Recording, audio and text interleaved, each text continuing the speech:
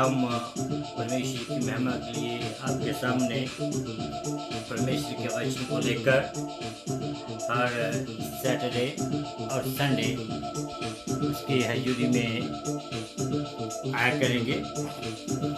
आज परमेश्वर ने हमें ये अवसर दिया है कि हम एक बार फिर उसकी हजूरी में आए और उसके नाम की हमद सना और स्तुति प्रशंसा करें। आइए हम अपने सिर को झुकाएं, दुआ में जाएं और आगे हम खुदावंद की अगुवाई को ढूंढें और पवित्र आत्मा को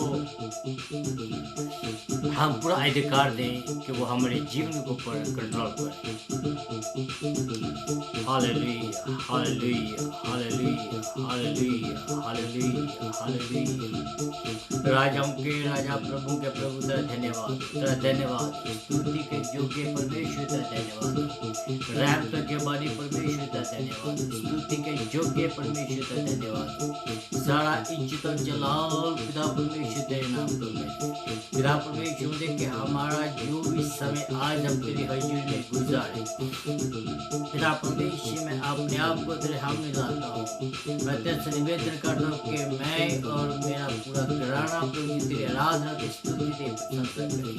आज जितने भी पिता परमेश्वर इस प्रोग्राम को देखें, जितने भी बाद में देखें, क्योंकि हर एक आशीष पाए और बहुतायत की आशीष पाए। क्योंकि हर एक के साथ आज बातचीत कीजिए। आज का वचन पिता परमेश्वर लोगों के दिलों और गुर्दों को छू ले प्रभु, जिससे तेरे नाम को महिमा मिले, तेरे नाम को जलाल मिले। तो भला परमेश्वर स्तुति के योग्य परमेश्वर है। सारा इज्जत और जलाल तेरे नाम को मिले। तो प्रभु की प्रार्थना को सुनने वाला खुदा से लेता धन्यवाद। यीशु मसीह के नाम से मांगता हूँ, आमीन आमीन। Hallelujah hallelujah. आइए हम परमेश्वर की महिमा के लिए एक गीत गाएंगे और जिनको ये गीत आता है वो मेरे साथ गाएं और जिनको नहीं आता है तो वो ध्यान से सुने। यीशु आएगा जल्दी मैं साथ रहा, यीशु आएगा जल्दी मैं साथ रहा। ले जाएगा संतानों बेचे समा, ले जाएगा संतानों बेचे समा। यीशु आएगा जल्दी मैं साथ रहा, यीशु आएगा जल्दी मैं साथ रहा। ले जाएगा संतानों बेचे समा, ले जाएगा संतानों बेचे समा। जिन्हां नू बुलाया यीशु करदा पिया, उन्हां नू हमेशा यीशु करदा तैयार। जिन्हां नू बुलाया यीशु करदा पिया, उन्हां नू हमेशा यीशु करदा तैयार। उन्हां नू सियान विच देवेगा स्थान, अनु सियान विच देवेगा स्थान। ओ ले जाएगा संतानों विच समा, ओ ले जाएगा संतानों विच समा। देखो सदा पूरे होंदे आमदे नसा, दिन राति दुख उठाए सारा जहां। देखो सदा पूरे होंदे आमदे नसा, दिन राति दुख उठाए सारा जहां। देवेगा छुटकारा यीशु आ गया समा, देवेगा छुटकारा यीशु आ गया समा। ओ ले जाएगा संतानों विच समा, ओ ले जाएगा संतानों विच समा। दुख अज मैं साए है भैया बंदारा, होके गल्ला बान जे जानेगा। दुख यज में सा यीशु दारा होके गला बान यीशु रख जानेगा। पता पाए संतानू देवेगा इनाम। पता पाए संतानू देवेगा इनाम।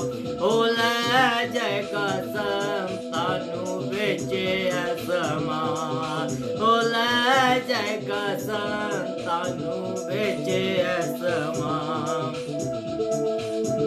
नर सिंगा फूका जाएगा बेच आसमान। उस वमकत हो जाए सारा सदमा। नर सिंगा फूका जाएगा बेच आसमान। उस वमकत हो जाए सारा सदमा। जिन्ना ने आखिर तक रखे आई माँ। जिन्ना ने आखिर तक रखे आई माँ। ओला जगा संतानू विच आसमां। ओला जगा संतानू विच आसमां। यीशु आएगा जल्दी मैं साथ रहा। यीशु आएगा जल्दी मैं साथ रहा। ओला जगा संतानू विच आसमां। ओला जगा संतानू विच आसमां। ओला जगा संतानू विच आसमां। Hallelujah hallelujah hallelujah hallelujah. Yeshu का धन्यवाद, यीशु का धन्यवाद, धन्यवाद धन्यवाद धन्यवाद। पिता परमेश्वर तू इसके योग्य परमेश्वर है। Yes Lord we know that you are coming soon. प्रभु हम इस बात को जानते हैं कि तू जल्द आने वाला है। पिता परमेश्वर इसमें कोई दूसरी राय नहीं है, बल्कि पिता परमेश्वर तेरे आने में देरी हो रही है। क्यों? क्योंकि प्रभु जी तू नहीं चाहता कि कोई भी नाश हो, बल्कि तू प्रभु जी हर एक को समय देता है। हर एक को पिता परमेश्वर तो अपने पास आने के लिए बुलाता है। हर एक को पिता परमेश्वर तो तौबा तक ले जाना चाहता है। तू नहीं चाहता है कि कोई भी नरक की आग में जाए, बल्कि तू चाहता है कि हर एक जो है वो परमेश्वर के राज्य में दाखिल हो। Yes Lord yes Lord yes Lord. पिता परमेश्वर का धन्यवाद हो, तेरा धन्यवाद हो पिता परमेश्वर। हम इस बात को देखते हैं यीशु राजा के तेरे आने के जो निशान हैं वो पूरे हो रहे हैं। ओ पिता परमेश्वर का धन्यवाद हो पिता परमेश्वर। मेरे अनुग्रह के ईश्वर के परमेश्वर इस समय खास करके मैं अपने आप को तेरे सामने रखता हूँ। मैं तेरे से निवेदन करता हूँ कि मेरा एक एक शब्द प्रभु जी पवित्र आत्मा की ओर से मसा किया हुआ हो, ताकि प्रभु जी कोई भी ऐसा शब्द मेरे मुख से ना निकले जो कि पिता परमेश्वर किसी को ठेस पहुंचाने वाला हो, बल्कि हर एक शब्द दूसरों की आत्म उन्नति के लिए हो। पिता परमेश्वर मेरे अनुग्रह के ईश्वर के परमेश्वर दया कीजिए। मैं खास करके प्रार्थना करता हूँ कोरोना वायरस के जितने भी लोग अफेक्टेड हैं हर एक को अपने हाथ मिले। मेरे अनुग्रह के ईश्वर के परमेश्वर के नाते प्रभु जी मैं इस कोरोना वायरस की बीमारी को यीशु तेरे नाम से डांटता हूँ, तेरे नाम से उसको हुक्म देता हूँ कि इस संसार से चली जा चली जा चली जा। बल्कि मेरी पिता परमेश्वर मर्जी तेरी पूरी हो। हम तेरी मर्जी के सामने घुटने टेकते हैं, हम तेरी मर्जी के सामने अपने आप को नीचा करते हैं। प्रभु जी मैं प्रार्थना करता हूँ कि हर एक विश्वासी को अपने हाथ मिले, हर एक विश्वासी के चार स्प्रे अपने पवित्र दूतों की बार लगा प्रभु, क्या ताकि प्रभु जी तेरे विश्वासी किसी भी हानि से ना डरे, बल्कि प्रभु जी तेरा पवित्र आत्मा उनके बीच में सामर्थ्य होकर आए। प्रभु जी हालेलुया यीशु राजा का धन्यवाद हो। प्रभु जी आज के वचनों के लिए धन्यवाद हो। सब लोग के लिए प्रभु जी आशीष का कार्य हो। मेरे अनुग्रह के ईश्वर के परमेश्वर महान है, जीवित परमेश्वर है। प्रार्थना को समझ लिए धन्यवाद हो। यीशु मसीह के नाम से मांगता हूँ, आमीन आमीन हालेलुया हालेलुया। मेरे प्यारे परमेश्वर तेरा धन्यवाद करते हैं क्योंकि तूने आज हमें ये मौका दिया है कि हम परमेश्वर फिर उसकी हजूरी में, उसके घर में, उसकी आराधना, उसकी स्तुति, उसकी प्रशंसा कर सके। मेरे प्यारे भाइयों, जैसे आपको मालूम है कि हमने बुक ऑफ रेवलेशन जो है वो शुरू किया हुआ है, तो अगर आप अपने घरों में बैठे हैं तो आप प्लीज मेरे साथ वचन को खोलें। जो आज का वचन है वो हमें रेवलेशन की किताब और उसका जो दूसरा अध्याय है उससे दूसरा अध्याय 18 से लेकर 19 आयत, जो 2 आयतें हैं, उन दोनों आयतों को आज हम देखेंगे कि परमेश्वर का वचन हमें आज के लिए क्या कहता है।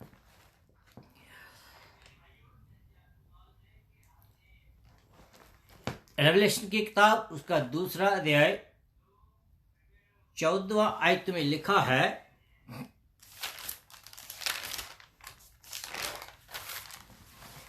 या 12 से लेकर 17 तक, हम सॉरी, दूसरा अध्याय 12 से लेकर 17 तक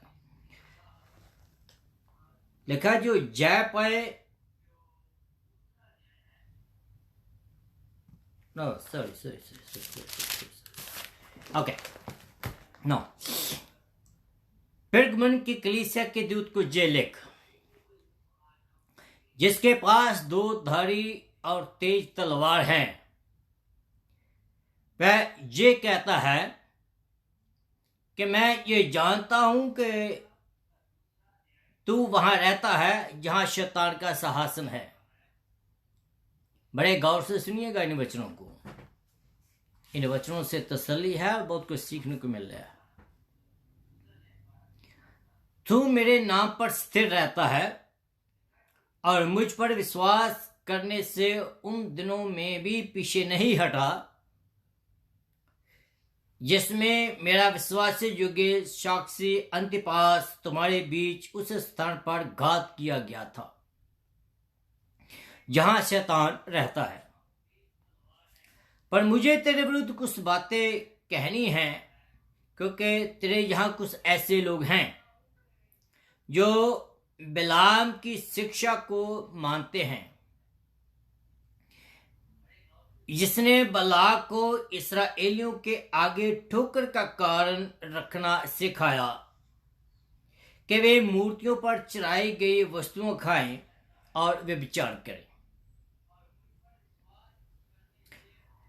वैसे ही तेरे वहां कुछ ऐसे हैं जो निकोलियों की शिक्षा को भी मानते हैं।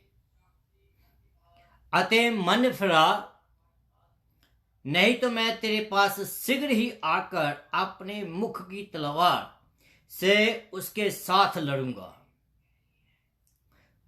जिसके कान हो वह सुन ले कि आत्मा कलीसियाओं से क्या कहता है। जो जा पाए उसको मैं गुप्त मन्ना में से दूंगा और उसे एक श्वेत पत्थर भी दूंगा, और उस पत्थर पर एक नाम लिखा हुआ होगा जिसे उसके पाने वाले के सिवाय और कोई ना जानेगा। हालेलुया। परमेश्वर का जो वचन है ये बहुत ही अच्छा और शिक्षा देने वाला वचन है। ये जो कलीसिया हमने पढ़ी है, इस कलीसिया के बारे में जो ये टाइटल है आज का, उस टाइटल का जो मैंने नाम दिया है कि जो कुछ उसने कहा, जो कुछ उसने कहा, आगे क्या हुआ आप सुनकर ही आपको पता चलेगा। पेर्गमुन की कलीसिया जो थी, इसके बारे में हम थोड़ा बैकग्राउंड जाएं, ताकि जब तक हम बैकग्राउंड में नहीं जाते तो हमें पता नहीं चलता है कि ये क्या हो रहा है। ये जो नगर है, इसकी ये खासियत थी कि ये नगर पहाड़ों के बीच में बसा हुआ था।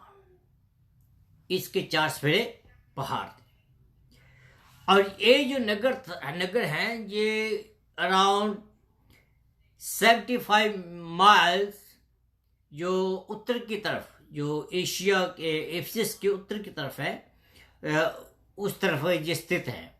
और ये उस समय एशिया की राजनीतिक जो राजधानी थी। और ये नगर जो था ये संस्कृति एक नगर था, काफ़ी इसमें अच्छे लोग भी पाए जाते थे। और इसकी खासियत दो बातों में थी। पहली बात तो ये कि ये उस समय का, इस नगर में उस समय के सबसे बड़े पुस्तकालय थी, पुस्तकालय में की लाइब्रेरी थी। इसकी लाइब्रेरी में 20,000 के करीब किताबें पाई जाती थी। शायद हम ये कह रहे हैं कि 20,000 किताब तो कुछ भी नहीं है, लेकिन इस बात को ध्यान रखें कि उन समय में 20,000 किताब को लिखना, और वो भी चमड़े के ऊपर लिखना, कितना कठिन था। आज के जैसे उन दिनों में कंप्यूटर नहीं थे, टाइपराइटर नहीं थे कि हम एकदम, जहाँ उन दिनों में वॉइस कमांड नहीं थी कि हम बस गूगल को कमांड कर दे वो हमारे लिए लिख दे। ऐसी का बात नहीं थी। हाथों में लिखना और वो भी चमड़े के ऊपर लिखना, itself it's a very good thing. और इसके लिए ये नगर जो बहुत ही जाना जाता था। और इस नगर में एक इस नगर को पेगन वर्शिप सेंटर भी कहते थे, जहां मूर्ति पूजा भी बहुत होती थी। और इसमें एक मंदिर था, और उस मंदिर को उन लोगों ने नाम दिया था दवाई और शिफा। वो क्योंकि ये जो मंदिर था, इस मंदिर में बहुत सारे स्नेक होते थे, और अगर किसी आदमी को शिफा की जरूरत होती थी तो वो आदमी उस मंदिर में जाता, या औरत उस मंदिर में जाती, या कोई लड़का या लड़की जाती, तो वो क्या करती कि उस मंदिर के फर्श के ऊपर दिन रात लेटे रहते, और जिसके ऊपर से वो सांप जो थे वो गुजर कर चले जाते थे, तो वो अपने आप को समझते थे कि हम हील हो चुके हैं। और ये भी एक उन दिनों में काफी फेमस था। जैसे मैंने आपको पहले कहा है कि ये जो मंदिर था ये पेगन मंदिर था, और जहां और भी 3 मंदिर थे, और वो भी पेगन मंदिर थे, कोई क्रिश्चियन मंदिर या क्रिश्चियन गिरजाघर नहीं था। और वहाँ की एक रीत थी, क्योंकि ये जो पेर्गमन सिटी थी, ये पेर्गमन जो शहर था, ये शहर रोम के अंडर था, और रोमी साम्राज्य जो थे वो हर साल आते थे, और हर साल आकर इन मंदिरों में जगवेदी के ऊपर धूप जलाते थे। और जब वो धूप जलाते थे तो हर एक ये कहता था कि कैसर इज द लॉर्ड। ठीक है, ओके। ना वहां एक मसीही कलीसिया भी थी। ऑफ कोर्स कि वो जो मसीही कलीसिया थी, मैं ये नहीं कह रहा कि वो रोम का बिल्कुल विद्रोह करते थे, लेकिन वो कहते थे कि रोम साम्राज्य से पहले जो कैसर है, उस खुदा से पहले हमारा जो परमेश्वर खुदा है वो पहले आता है। They don't accept his lordship, but they say that we have a supreme God, that's the Lord Jesus Christ. इसी कारण वो जो लोग जो थे इनको तंग करते थे,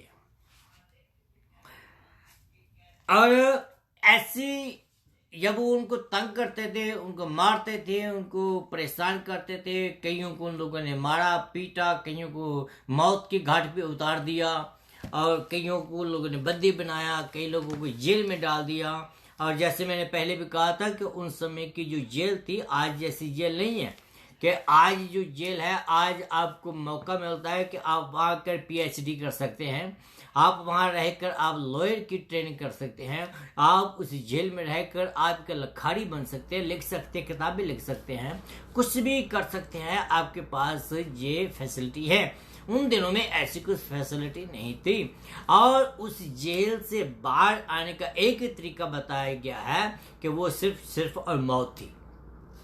जब उनको मौत की सजा सुनाई जाती थी तब उनको उस जेल से बाहर ले आया जाता था जहां उनको मौत की घाट उतारना होता था। ये बात थी।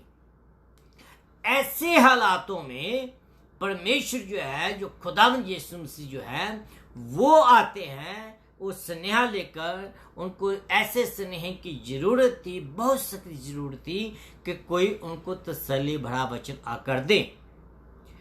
और ऐसे समय में उनको ऐसे ही चीज की जरूरत थी जो उनके पास खड़ा हो सके, जहां उनके सिर के ऊपर हाथ रखकर को तसल्ली वाले वचन दे सके। क्या कहते हैं प्रभु यीशु मसीह चर्च को? कहता है, यीशु मसीह कहता है कि उनके पास ये कहते हुए आता है कि जिसके पास 2 धारी जोखी तलवार है। तलवार जो है यहां एक ईश्वरीय न्याय का प्रतीक है, परमेश्वर का जजमेंट का प्रतीक है। और इस कलीसिया के बीच में, इस नगर के बीच में दुष्टता, बुराई और झूठी शिक्षा को लेकर धीरे धीरे ये जो कलीसियाएं थी इनकी तरफ बढ़ती जा रही थी। मीनिंग के धीरे धीरे ये अपने विश्वास से हटकर ये मूर्ति पूजा या ये जो बुराई है उनकी और ये ढलते जा रहे थे। प्रभु यीशु मसीह जो है ऐसे हालातों में इनको अलामा देता है। क्या कहता है उनको? पहली बात वो कहता है कि मैं तेरे कामों को जानता हूं। जहां लिखा है वचन में, कहता है जब वो प्रभु यीशु मसीह उनके पास आते हैं तो वो कहता है कि मैं जहां तू कहता है कि जिसके पास 2 धारी तलवार है वह ये कहता है कि मैं जानता हूं कि तू कहाँ रहता है। ओके, ये जो शब्द है कि तू कहाँ रहता है, इसके बारे में भी हम आगे जाकर देखेंगे कि ये क्या है। पहली बात कि मैं तेरे कामों को जानता हूं। प्रभु यीशु मसीह इस कलीसिया को जानता है अंदर और बाहर से भी।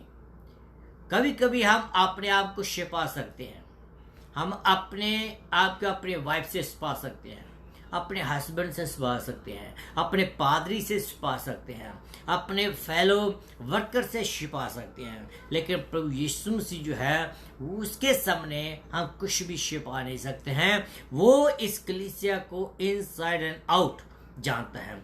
और ये मत कहिए कि ये प्रभु यीशु मसीह तो उस समय की बात कर रहा है, वो आज भी मुझे और आपको अच्छी रीति से जानता है। शायद वो बातें मैं और आप अपने बारे में भी नहीं जानते जो यीशु मसीह हमारे बारे में जानता है, और ये सच है। हम उन बातों को नहीं जानते यीशु मसीह हमारे बारे में जानता है। क्यों? क्योंकि यीशु मसीह ने हमारे लिए, जब हम इस पृथ्वी पर आए थे, जब हम अपनी माँ की कुख में पड़े थे, उससे पहले हमारे लिए सब कुछ एक रील बना के रखी हुई है, एक मूवी बना के रखी हुई है कि हमने क्या क्या करना है इस दुनिया में। और he knew before we even come into our mothers womb. कहता है कि मैं सब कुछ जानता हूं। और जो कुछ एक कलीसिया फेस कर रही थी, जिस हालातों में जा रही थी, कह रहे कि मैं उन हालातों को भी जानता हूं।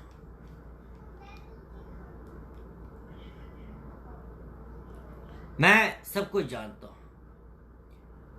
और कहता है कि मैं जानता हूं कि तू कहां रहता है।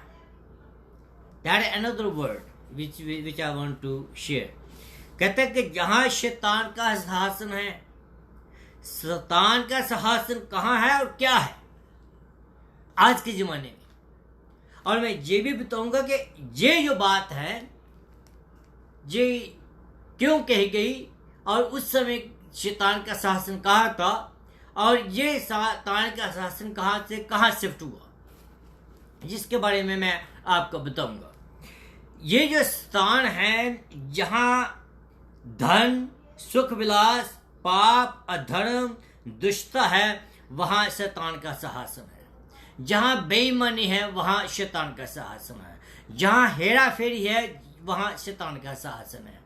जहां एक दूसरे की लालच है वहां हेरा फेरी जहां होती है वहां शैतान का सिंहासन है। शैतान का सिंहासन आपके अंदर है। जब आप शैतान की किसी भी चीज को अपनाते हैं या करते हैं, इट मीन्स कि आप शैतान को अपने जीवन में जगह देते हैं।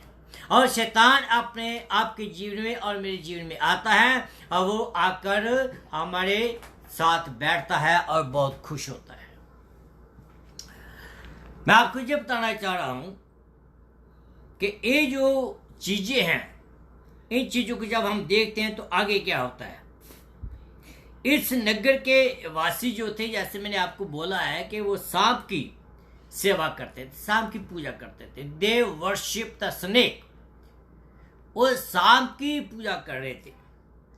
और शैतान ने सालों साल, मैंने आपको जो कहा था ना कि शैतान का सिंहासन कहा था, शैतान ने सालों साल अपना सिंहासन बेबीलोन में जमा रखा था। बेबीलोन में इसका सिंहासन था। और जब बेबीलोन नष्ट हो गया तो इसने अपना सिंहासन जो था वो पेर्गमन में शिफ्ट कर लिया।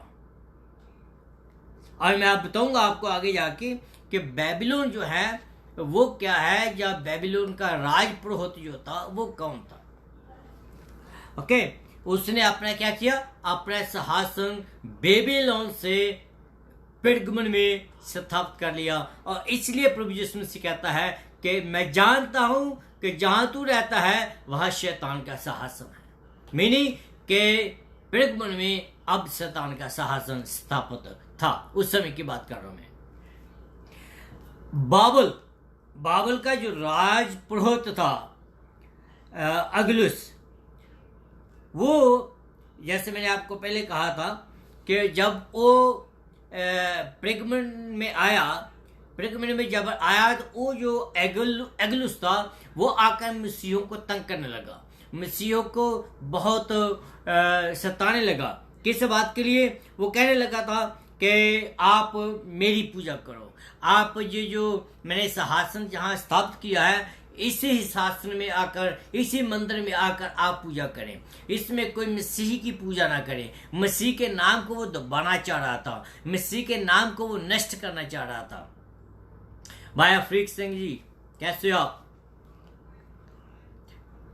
तो इसलिए यहाँ वहां का पादरी जहाँ वहां का जो पास्टर था उसका नाम था एंतिपास, जहां बाइबल में उसका नाम बताया गया है। इस एंतिपास को भी वहां उसी शैतान में इन लोगों ने मार डाला। और उस समय कई लोगों को जेल में भी वो ले गए। उस समय कई लोगों को वो परेशान भी करने लगे। और वो देखते देखते वो जो सिंहासन था अपना वहां एस्टेब्लिश करता चला गया। फिर दूसरी बात क्या कहता है? दूसरी बात वो कहता है कि तू मेरे नाम पर स्थिर रहता है। He knew that he steadfast, वो उसके नाम पर स्थिर रहते हैं। किसके नाम पर? यीशु मसीह के नाम पर। कैसे स्थिर रहता है? दुखों में भी, मुसीबतों में भी, परेशानियों में भी कायम रहता था। मैं आपको ये पूछना चाहता हूं कि मुझे नहीं मालूम कि आप लोग कौन सी हालातों में गुजर रहे हैं। मुझे नहीं मालूम कि आपके हालात कैसे हैं। मुझे नहीं मालूम कि आप शायद बीमारी से गूंज रहे हैं।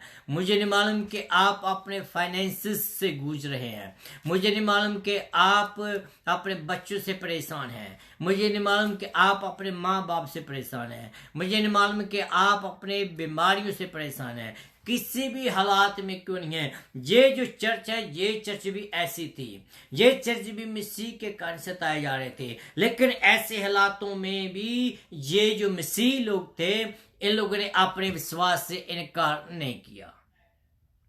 हम लोग आज के जमाने में, आज का जो जमाना है वो फास्ट वे जमाना है।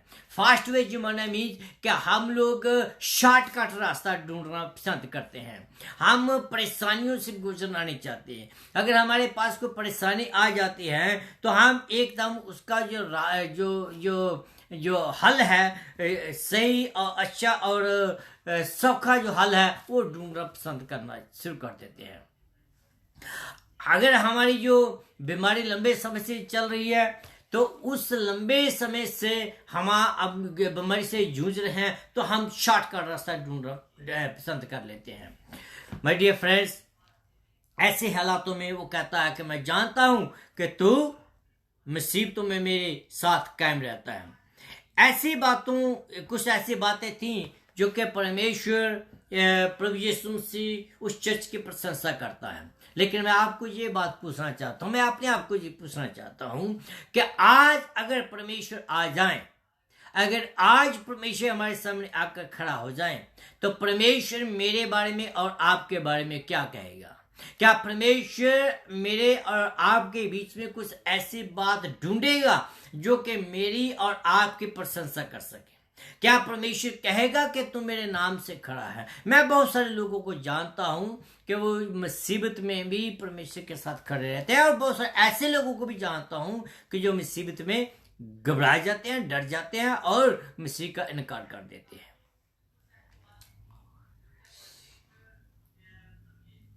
उन लोगों ने मसीह के नाम को मजबूती से पकड़ रखा था।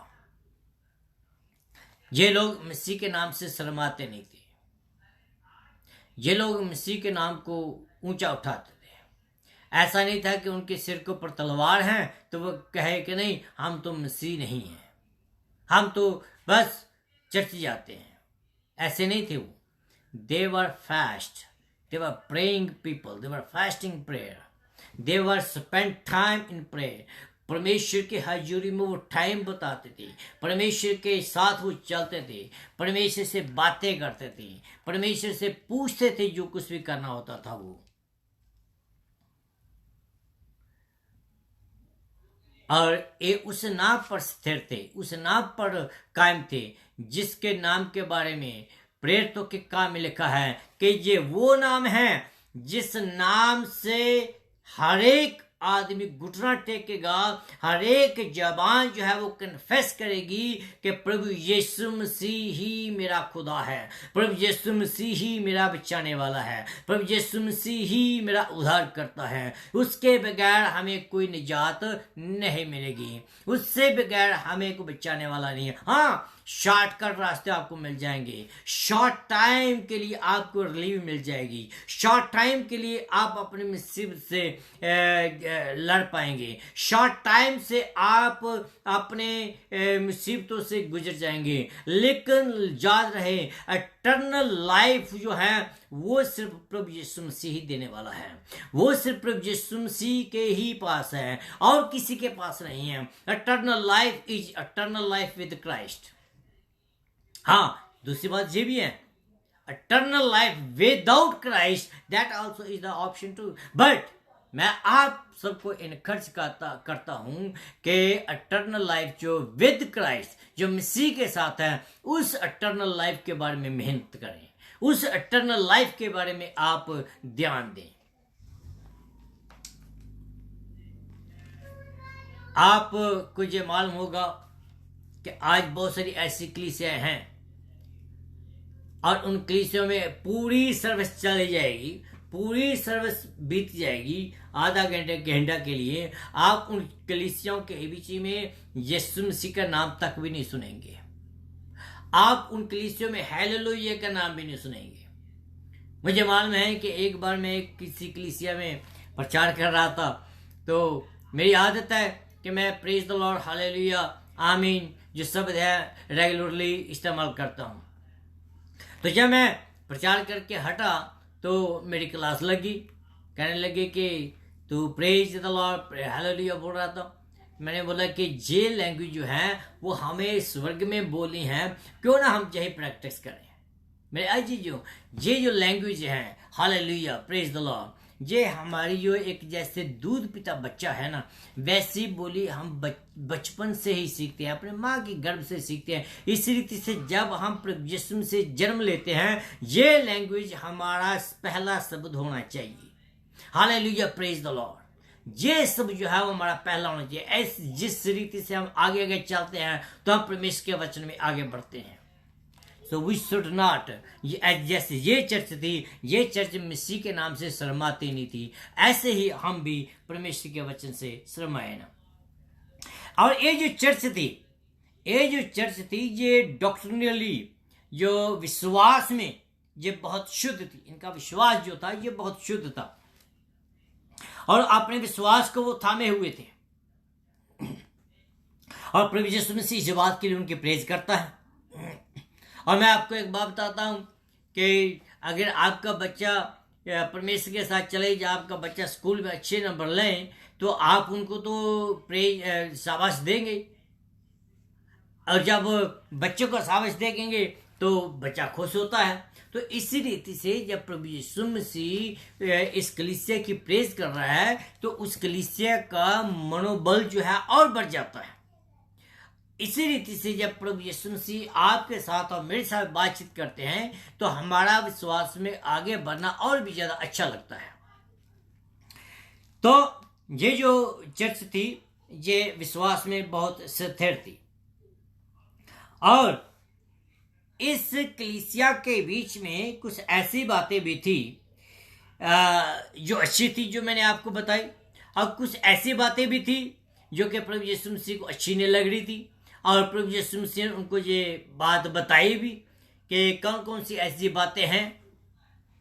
और मैं ये समझता हूं कि वो इंसान जो कि हर एक इंसान में कहता हूं कि जब उसको कोई अच्छी बात हम बताते हैं तो वो सुनता है, तो अगर उनको बुरी बात बताएं या उनकी जो खामी बताएं या कमी बताएं तो आपसे नाराज होता है, तो मैं सोचता हूं कि वो बिब्लिकली व्यू पॉइंट पर वो स्थिर नहीं है, मीनिंग कि वो मसीह में स्थिर नहीं है। तो जो लोग मसीह में स्थिर होते हैं, अगर उनको कोई ऐसी बात बताई जाए जो कि विश्वास से उनको आगे ले जाए तो वो उनको शिक्षा देती है।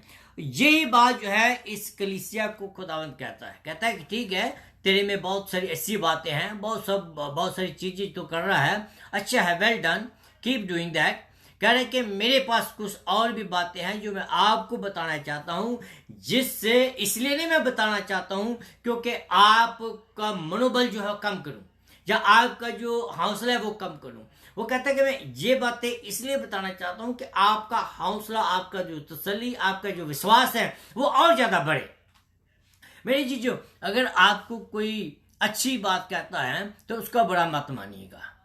क्यों? क्योंकि शायद उस समय आपको वो अच्छी बात ना लगे, लेकिन उसको सोचे समझे, उसके ऊपर ध्यान दें, और वो बातें जब आप उसके ऊपर चलते हैं तब आगे जाकर कहीं ना कहीं आपको जरूर पता चलेगा कि ये बात उस भाई ने या बहन ने मुझे कही थी और आज वो पता चला कि वो सही है। कि यीशु मसीह इसको क्या कहता है, यह ध्यान से सुनिए। पहली बात वो कहता है कि ये चर्च जो है वो कंप्रोमाइज कर रही है। किसके साथ? अभी देखिएगा। पेर्गमन का जो अर्थ है, इस शब्द का जो अर्थ है वो है शादी, ठीक है। और ये जो लोग हैं अपने विश्वास के साथ साथ, अपने स्ट्रॉन्ग होल्ड के साथ साथ, अपने मसीहत के साथ साथ ये दुनिया की बातों में भी सहभागी हो रहे थे। जैसे मैं आपको बताता हूं कि कभी कभी हम क्या करते हैं, शायद आप इस बात को अनुभव किया हुआ होगा कि कई आपके यार दोस्त होंगे या आपके मित्र होंगे, उन लोगों ने सभी गुरुओं की, पीरों की या देवी देवताओं की मूर्ति लगाई है घर में, उनमें से यीशु मसीह की पिक्चर भी लगा रखी हैं। वो कह रहे हैं कि हम तो सभी एक जैसा सभी को मानते हैं, हमारे बीच में तो कोई फर्क है ही नहीं है, हम सबकी इज्जत करते हैं। भैया, इज्जत करना अलग बात है, ठीक है, इज्जत करना अलग बात है। मैं आपको बताया था पहले भी कि जब हम थोड़ी सी चीज को, जैसे मैं बताया था कि जो खमीरी रोटी है, जब हम थोड़ा सा खमीर आटे में मिलाते हैं तो पूरा गुंदन जो है वो क्या होता है, वो खमीरा हो जाता है। सिर्फ थोड़ी चीज ही, जब हम थोड़ी सी चीज को शुरू करते हैं, मान लीजिए जब हम किसी चीज को पहली बार देखते हैं, nothing wrong to look at, I am not saying जिससे, जब हम पहली बार किसी चीज को देखते हैं तो कोई गलत बात नहीं, लेकिन जब हम उस बात को दोबारा देखते हैं, बार बार उस चीज के ऊपर ध्यान लगाते हैं, तो हमारा जो दिल है उस चीज के ऊपर टिक जाता है और हम उस चीज को फिर पाने की कोशिश करते हैं। जब हम उस चीज को पाने की कोशिश करते हैं, अगर वो हमारी सामर्थ्य से परे हैं, तो हम किसी न किसी तरीके से जुगाड़ लगाकर उस चीज को पाना पाते हैं, चाहे कुछ भी करना क्यों न पड़ जाए। ये जो कलीसिया थी, ये विश्वास के साथ साथ दुनिया की बातों में भी लगी हुई थी, दुनिया की बातों पर भी लगी हुई थी, दुनिया की जो बातें थी वो भी मानती थी। हाँ ठीक है, उनके मंदिर में भी जाना अच्छा है, सांप वहां चलते हैं, चलो वहां जाकर देखते, देखने से क्या होता है भैया, हम तो सिर्फ देखने के लिए जा रहे हैं। ना ना ना ना ना ना ना, ऐसी बात नहीं है। व्हेन थोड़ा सा सीड जो है वो जो आपके अंदर आ जाता है, then it grow slowly slowly slowly. देखने की कोई बात नहीं है, गलत बात नहीं है, लेकिन वो जो चीज है वो आपके मन में भर जाती है। पहले बात ये थी कि ये दुनिया के साथ कॉम्प्रोमाइज कर रहे थे, वर्ल्ड के साथ कॉम्प्रोमाइज कर रहे थे, जो पहली बात। दूसरी बात ये थी कि इस कलीसिया के बीच में करप्शन थी, there is a corruption in the membership. कैसे? चर्च में कुछ ऐसे लोग थे जो बलाम की शिक्षा को पा रहे थे, जो बलाम की शिक्षा के ऊपर चल रहे थे। शायद आपको मालूम होगा बलाम के बारे में, उसके बारे में मैं आपको बताऊंगा कि आपको बाइबल में कहाँ वो मिलता है, इसकी कहानी कहाँ मिलती है। लेकिन ये जो आदमी था, ये आदमी बहुत एक तरीके से मैं कहूंगा कि गॉडली पर्सन था। He was a man intimately with God, intimacy with God. He knows about God. He knows God. परमेश्वर को जानता था, परमेश्वर की बातों को वो जानता था, इवन ये परमेश्वर से बातें करता था। और दूसरे हाथ में इसने क्या किया? He was motivated by greed. Motivated by greed. He was, उसने इसराइल को गलत रास्ते पर लगाने में एक रोल अदा किया। जब बलाक ने इसको बुलाया था कि भाई आकर तू इसराइल को कर्ज दे, तो क्या हुआ? जब वो कर्ज देने लगता था तो ऑटोमेटिक उसके मुंह से आशीष की बातें निकलती थी। क्यों? क्योंकि परमेश्वर ही इज इन कंट्रोल, खुदा जो है वो पूरे कंट्रोल में है। तो जब वो उनको कर्ज देने की कोशिश करता तो उसके मुंह से आशीष की बातें निकलती थी। तो फाइनली क्या किया? क्यों उसने रास्ता क्यों निकाला? क्यों? क्योंकि वो अपने मुंह से तो कुछ कर्ज दे नहीं सकता था, और ये भी कि ये जो लोग हैं इनको कर्ज को और भी नहीं दे सकता है। उसने क्या किया? उन्हें बलाक को कहा कि भैया अगर तू इनका सत्यानाश करना है, अगर तू इनके ऊपर हैवी होना है, तो ऐसा कर कि इनके बीच में तू मिंगल हो जा, इनको तो क्या कर कि इनकी जो बेटियां हैं उनसे शादी कर, इनको अपनी बेटियां दे, वो शादी करें। इससे क्या है कि आपकी बेटियां जो हैं उनके बच्चों को मूर्ति पूजा के लिए उत्साहित करेंगी। जो मूर्ति पूजा के जो ऊपर जो खाने थे, जो मूर्तियों के ऊपर खाने थे, उनको खाने के लिए उनको उकसाया था। ऐसा करने से जो इसराइल का जो आत्मिक स्टैंडर्ड था, जो पवित्रताई का जो स्टैंडर्ड था, वो बहुत गिर गया था। और ये लोग जो थे वो आगे बढ़ रहे थे मूर्ति पूजा की ओर, और मसीह से दूर होते चले जा रहे थे। इसी रीति से ये जो कलीसिया है, ये कलीसिया मसीह के साथ साथ, वचनों के साथ साथ दुनियावी चीजों में बढ़ते जा रहे थे, दुनियावी बातों में भी बढ़ते जा रहे थे, दुनियावी बातों की ओर ध्यान दे रहे थे, और ये मसीह की जो कॉलिंग थी उससे पीछे हटते जा रहे थे। मेरे अजीजों, आप अपने आप को सोचें, अपने आप को जांचें। मैं अपने आप को जांचता हूँ, मैं अपने आप को सोचता हूँ कि आज हमारा आत्मिक स्टैंडर्ड का है क्या है, हम कहाँ खड़े हैं मसीह में। क्या आज हम मसीह से लिपटे हुए हैं, या हम दुनिया की बातों में लगे हुए हैं, या दुनिया की बातों को ज़्यादा महत्ता देते हैं। मैं ये नहीं कह रहा हूँ कि हम दुनिया से अलग रहना है, हम दुनिया में हैं, दुनिया के हैं, लेकिन हम दुनिया में रहते हुए मसीह के हैं, और दुनिया में रहते हुए मसीह की रोशनी को हमने अपने जीवन के द्वारा दूसरों तक पहुंचाना है। That is the motive that God has placed us in this world. यही एक कारण है कि परमेश्वर ने हमें इस विकट संसार में रखा हुआ है, ताकि हम मसीह के वचन को अपने जीवनों के द्वारा, अपने मुंह के द्वारा, और ये जो बाइबल हमें दी गई है इनके द्वारा हम दूसरों को मसीह के बारे में बताना है। ऐसा नहीं कि हम जब दुनिया में जाएं, जब संसार में जाएं तो उनके जैसे बन जाएं, बल्कि हमें क्या करना है, हमें अपने विश्वास पर इतना भरोसा होना चाहिए, इतना हमें मजबूत होना चाहिए कि हम उनकी शिक्षाओं से घबराए ना, बल्कि उनकी शिक्षा को नीचे करके हम अपनी जो यीशु की शिक्षा है उनको हम दें। 15वीं आयत में जो लिखा है, वैसे ही तेरे वहां कुछ ऐसे हैं जो निकोलस की शिक्षा को मानते हैं। मैंने आपको पिछली बार भी बताया था कि उस कलीसिया में कुछ कन्फ्यूजन थी। कन्फ्यूजन किस में थी? लीडरशिप में, ठीक है। और जैसे कि हमारे आज का जो स्ट्रक्चर है चर्च का, हमारे पादरी हैं, फिर एल्डर हैं, फिर डीकन हैं, फिर कलीसिया के जो लोग हैं, ये ऐसा था। लेकिन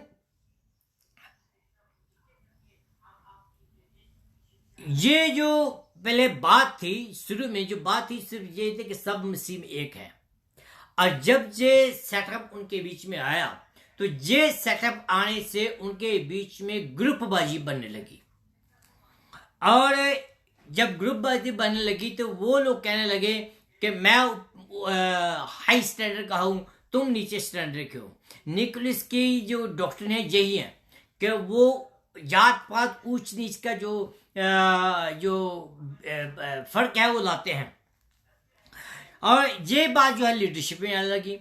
वहां के जो पादरी हैं, पादरी कहने लगे कि मैं तो बस सफेद चोना पहना हुआ हूं, मेरे पास तो बस वही आए जो मुझे चंदा देता है, दूसरे मेरे पास ना आए। या वो कहता है कि मैं तो उनके साथ हाथ मिलाता हूं जो मेरे स्टैंडर्ड का है, या मैं उससे बात करता हूं जो मेरी एजुकेशनल स्टैंडर्ड का है, जो दूसरे हैं मैं तो उनसे बात ही नहीं करता हूं। ऐसी बात जो थी उस कलीसिया में आ गई थी। ये लीडरशिप में कन्फ्यूज हो चुकी थी। ये लीडरशिप, वो अपने आप को जो लीडर थे दूसरों से अलग समझ रहे थे कि हम दूसरों से अलग हैं, हम दूसरों से बड़े पवित्र हैं, हम दूसरों को तो जानते कुछ नहीं, अपने आप को दूसरे से ऊंचे समझने वाले थे। अलगवादी, ग्रुपबाजी, ये सब कुछ आ गया था उनके बीच में। बाइबल हमें ये सिखाती है कि हमें जो अथॉरिटी दी गई है वो उसकी हमें कदर करनी चाहिए। मैं ये नहीं कह रहा हूं कि नहीं, we have to obey the authority, we have to give the honor to our authority। लेकिन कब, ये सवाल है, कब और कहां, कैसे। जब वो अपनी अथॉरिटी को खुदा में इस्तेमाल करते हैं, जब वो अपनी अथॉरिटी को खुदा में इस्तेमाल करते हैं, we are obligated to give them a due respect. हम इस बात के कर्जदार हैं कि हम उनको इज्जत दें, हम उनका आदर करें। लेकिन अगर वो अपनी अथॉरिटी को एज ए रूल बनाते हैं तब ऐसी बात नहीं है। जैसे like I am a pastor, okay, कुछ एल्डर हैं, कुछ डीकन हैं, we should honour them. if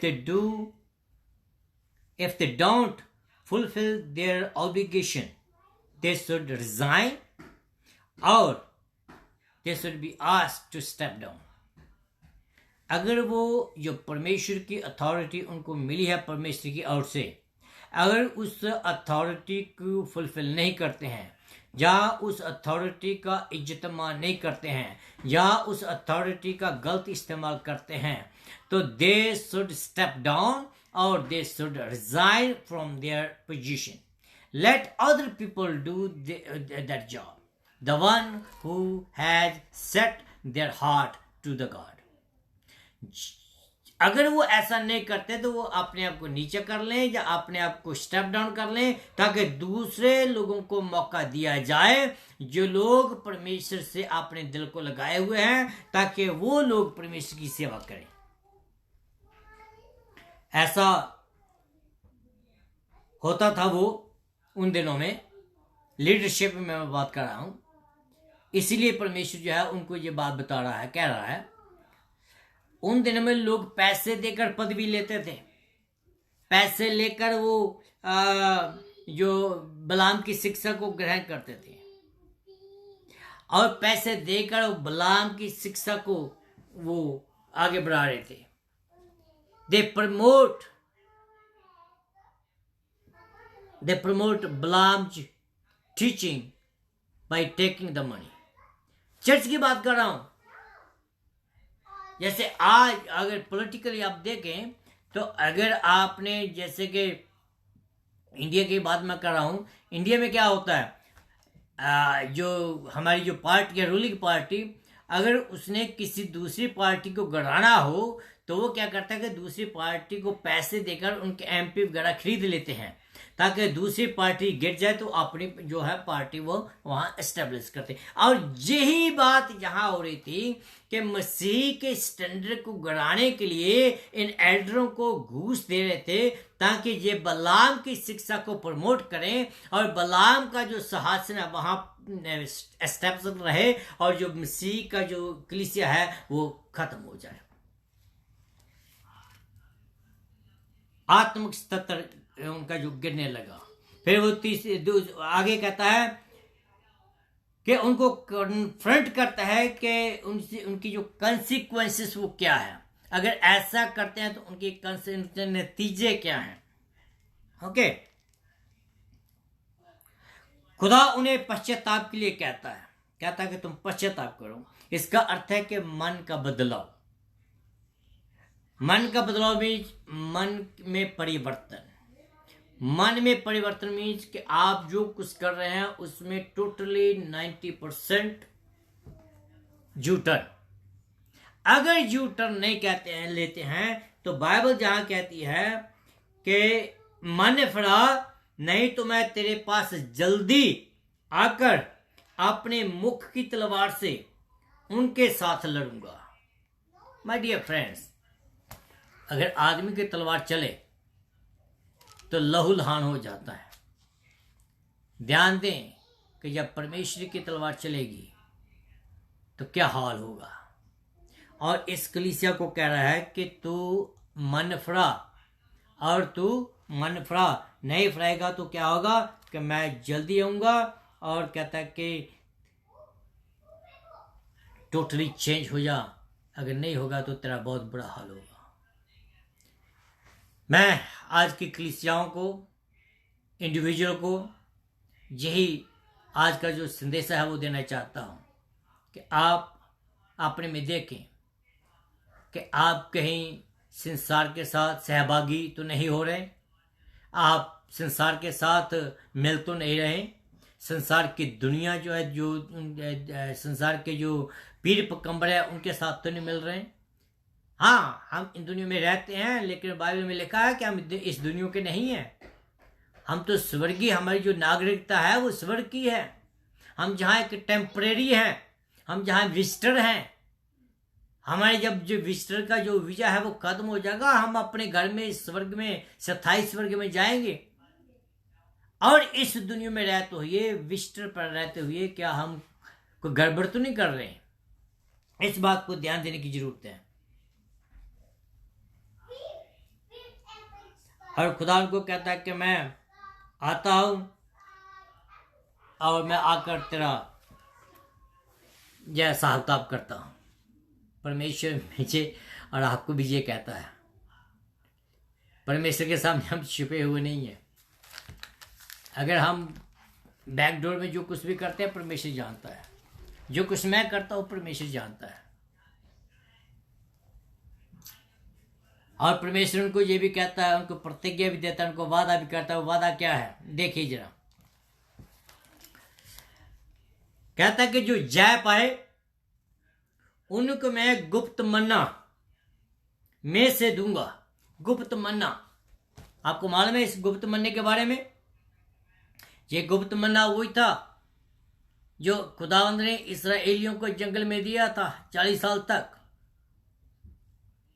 और यही गुप्त मन्ना जो था, किसी ने कहा है कि ये गुप्त मन्ना जो यिर्मयाह था, जब यिर्मयाह एग्जॉल में गया, बेबीलोन में गया, तो ये मन्ना वो साथ लेकर गया था। और ये मन्ना फिर वापस जब लाया था, और ये मन्ना जो है, ये मन्ना जो परमेश्वर कहता है कि मैं उनको दोबारा दूंगा। अजीजों, जब परमेश्वर ये वादा करता है कि मैं वो मन्ना दूंगा, इट मीन्स समथिंग स्पेशल। सिर्फ ये मन्ना नहीं है, मन्ने के साथ साथ और भी कुछ देता है। ये मन्ना देने का मीनिंग है परमेश्वर आपके आत्मिक और फिजिकल भूख को मिटा देता है। आपके जीवन में किसी चीज की जो कमी है वो नहीं रहने देता। वो परमेश्वर जो जमीन आसमान का मालिक परमेश्वर है, वो परमेश्वर जो आपका मालिक है, जो वो परमेश्वर जिसको सब कुछ जिसके हाथों में है, वो परमेश्वर जो पूरी पदार्थ जो उत्पन्न करता है, वो परमेश्वर कहता है कि मैं आपको मन्ना दूंगा। और इसके साथ साथ, और यदि हम संसार की बातों से नाता तोड़ें और प्रभु यीशु मसीह के साथ सहभागिता बढ़ाएं, तब भी हमें ये ईश्वरीय मन्ना मिलेगा। अगर हम संसार की बातों में लगे रहें और परमेश्वर की ओर हम अपने ध्यान को ना लगाएं, तो ये मन्ना हमें नहीं मिलने वाला। ये मन्ना तब हमें मिलेगा जब ये कलीसिया, जिसको परमेश्वर कह रहा है, अगर तुम मन फिराए तो वो बातें करे जो तुझे करनी चाहिए, तब मैं आपको मन्ना दूंगा। In the same way, God is promising to us that He will. And another thing He says, क्या कहता है? कहता है कि मैं एक श्वेत चिट्टा पत्थर दूंगा। चिट्टा पत्थर क्या है? आजादी। चिट्टा पत्थर क्या है? स्वतंत्रता। ये किसको दिया जाता था? ये उसको दिया जाता था सफेद पत्थर जो के स्वतंत्र था, जो के रोम की जो सिटीजन जो होते थे उनको दिया जाता था। ये लोग उनको दिया जाता था जो विजेता होता था। ये उनको दिया जाता था जो युद्ध को फतेह करके आते थे, उनको ये दिया जाता था। जेल उनको दिया जाता था कि ये एक स्वतंत्र नागरिक हैं, ये उनकी पहचान थी। जो परमेश्वर आपको ये श्वेत पत्थर देगा ताकि आपको स्वर्गीय नागरिक जो है वो प्राप्त है। आप युद्ध से जयवंत हो चुके हैं। आप जो इस जंग से, इस दुनिया से जय पा चुके हैं। आप शैतान की बातों से जय पा चुके हैं। आप इस दुनिया से जय पा चुके हैं। तब आपको ये मन्ना मिलेगा, तब आपको ये सफेद पत्थर मिलेगा। इट मीन के उसके ऊपर कोई दंड की आज्ञा नहीं है। वी आर फ्री, हमारे ऊपर कोई दंड की आज्ञा नहीं है। हम स्वतंत्र हैं, मसीह में आजाद हैं। हम जय का उत्सव मनाते हैं, मसीह में उत्सव मनाते हैं हम लोग। हमारे पास जयवंत मसीह का जीवन है, हमारे पास मसीह का जीवन, मसीह हमारे में है। तब जब हम इस बातों से अपने मन को फिराते हैं, हम स्वतंत्र नागरिक हैं। पाप और संसार से जब हम अलग रहते हैं, पाप और संसार से जब हम नाता तोड़ते हैं और परमेश्वर की ओर जब हम अपने ध्यान को लगाते हैं, परमेश्वर की बातों की ओर जब हम ध्यान लगाते हैं, स्वर्ग की बातों की जब हम ध्यान लगाते हैं, देन परमेश्वर जो है वो प्रॉमिस करता है, कहता है कि मैं आपको मन्ना दूंगा और स्वतंत्र जो है सफेद पत्थर दूंगा। और सिर्फ पत्थर नहीं, पत्थर के ऊपर एक नाम भी लिखा हुआ है। वो पत्थर के नाम कौन जानता है? सिर्फ वही जिसको मिलता है। मीनिंग क्या है? कहता है कि ये जो नाम है, इस नाम से चरित्र जो है आदमी का बदल जाता है।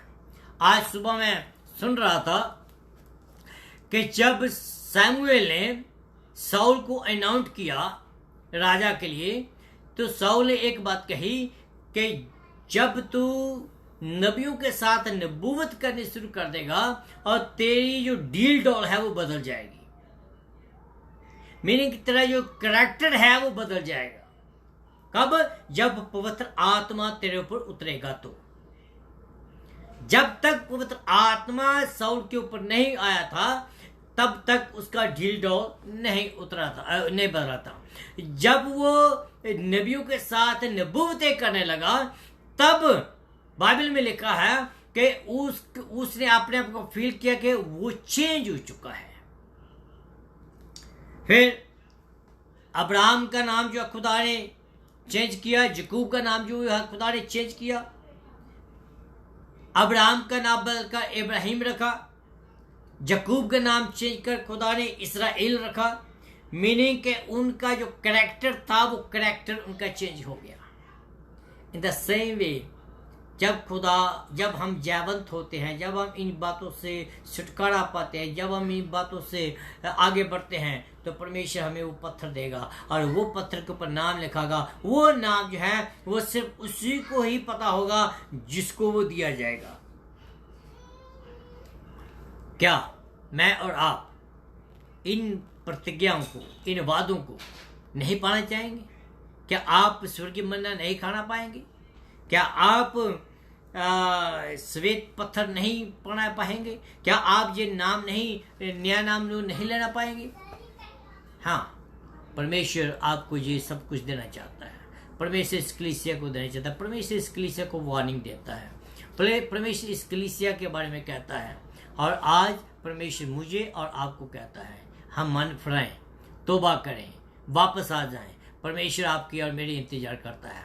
परमेश्वर कहता है कि मैं I am standing at the door. We will see in the next couple message कि परमेश्वर किस स्थिति से हमारे इंतजार करता है। खुदावंद आपको बरकत दे। आइए मेरे साथ मिलकर दुआ करें। परमेश्वर का धन्यवाद करता हूँ आज के इस वचनों के लिए, खास करके प्रभु जी जो वचन जो तूने हमें दिए है, तसल्ली के वचन, प्रभु जी होने दीजिए कि इन वचनों को हम अपने मन में, परमेश्वर आप सबको बरकत दे। इसी रीत से आप हमारे साथ बने रहिएगा और आने वाले दिनों में फिर हम परमेश्वर के वचन से कल इसी टाइम 7 बजे आपके सामने हाजिर होंगे। आइए, खुदा आपको बरकत दे। आमीन।